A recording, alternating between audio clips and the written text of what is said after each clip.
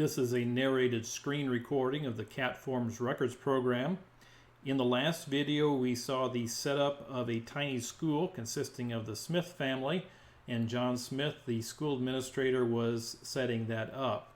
Now we're going to have setup of a school year, and John Smith again will take responsibility for that. He's logged in as a school administrator of Sample Anywhere, New York, which is the name of the school. We are going to have him open the school years form and enter a new year. So the first thing he does is click on the plus and enters a calendar start date. Now the start and end dates of a school year are greater than simply the days that school is open. Typically it should be the 1st of July of one year to the end of June the following year. That way it covers all the activities during the summer that are also connected with the school year, such as work days, preparation, and so on. We will save that, and we'll see that there are a number of automated abbreviations and names here based on the dates and on the school, and you'll see those in various locations connected with that school year. Now we will look at settings, first of all, for the school year. We'll unlock this, and John is going to select 4 reporting periods, 4 quarters, and the name for that will be a quarter. And he's going to use the school default for score entry. Basically, they're just going to enter the unit scores rather than daily scores, daily lessons, or quizzes. And the default computation will be simply the unit test scores here. Then we have some dates for when classes start and end. Let's choose a starting date of the day after Labor Day, September 1st. And the first semester will end in January 15th. Classes will then end on May the 21st, and that will be the same time that the second semester ends.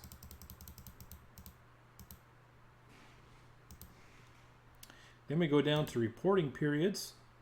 The first reporting period begins the day classes start, so we simply have the ending. Each reporting period starts after the next one ends. So the ending of the first reporting period will be October the 30th. Ending of the second reporting period will be the same as the end of the first semester, January 15. The end of the third reporting period will be March the 19th. And then the end of the fourth reporting period, which will be also the end of the second semester, and the ending day of classes will be May 21st. There's only 4 quarters, so we'll leave those 2 empty, and we will save those settings. Now let's go back and look at some of the other things involved in setting up a school year. Events. The events that go in here can be used in printing out a school calendar. That's a report that we will have available. Let's just add a couple of events here to start with. Let's go down here and choose a work day and a start date of, let's say, July the 25th, and an end date of July the 25th as well. School won't be closed because it won't actually have open yet. We'll save that, and maybe let's add one more yet. Have another other, and a cleaning day, and we'll enter that the next Saturday. And again, school will not be closed because it won't be in session yet. Okay, so we have a couple of events there that can be printed out when a school calendar gets put together. Let's add some staff members now for this school year. And now we have 3 people to choose from. And if we go back to our school information, under people, we have 3 people who are checked off as staff members. So that is our selection for the staff members here.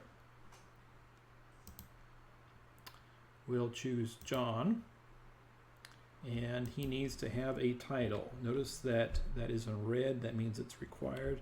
We'll just call him Brother John. His primary role, he is the school administrator, but we will also make him the principal. And the next time he logs in, we will see he has the option of choosing principal. We'll give him an additional role. We'll make him be the janitor. We will save him. Let's add another staff member. And notice he's no longer on the list since we have him selected. Let's choose Mary, and we'll call her Sister Mom.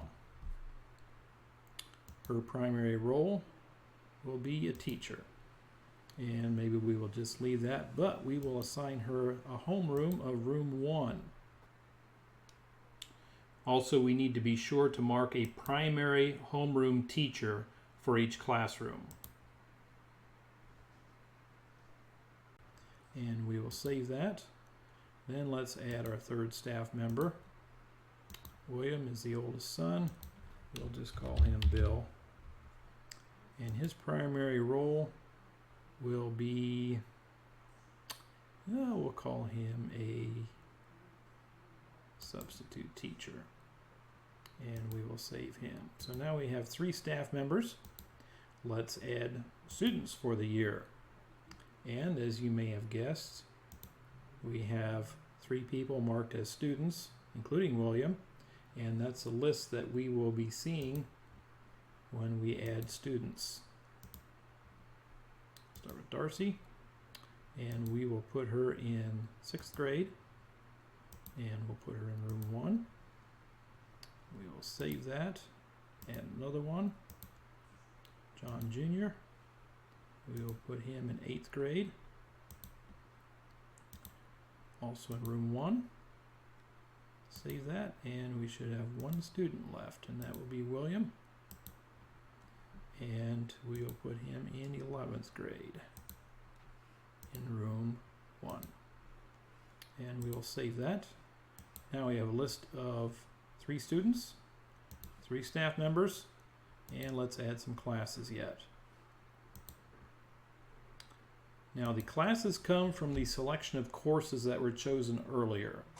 So let's just go ahead and add these. And there must be a teacher selected. We had 2 people who had some kind of a teacher title. That was Mom and Bill. And we will save that. Let's add another class.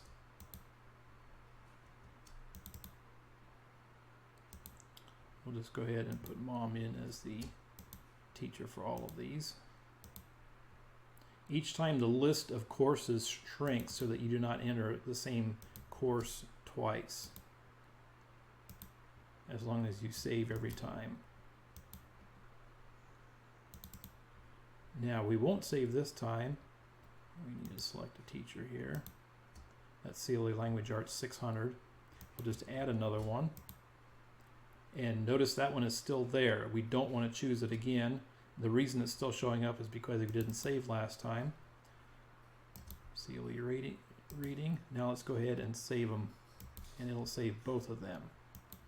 Now if we go back, those are both off the list now.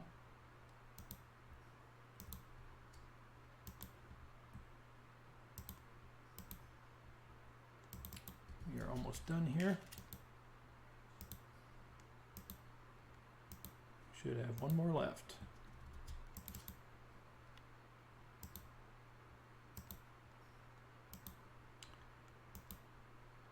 Okay, we'll hit the refresh button here. And we have class, we have a teacher, we have an abbreviation, the grade level for each class, and also the subject for each class. And that concludes this video.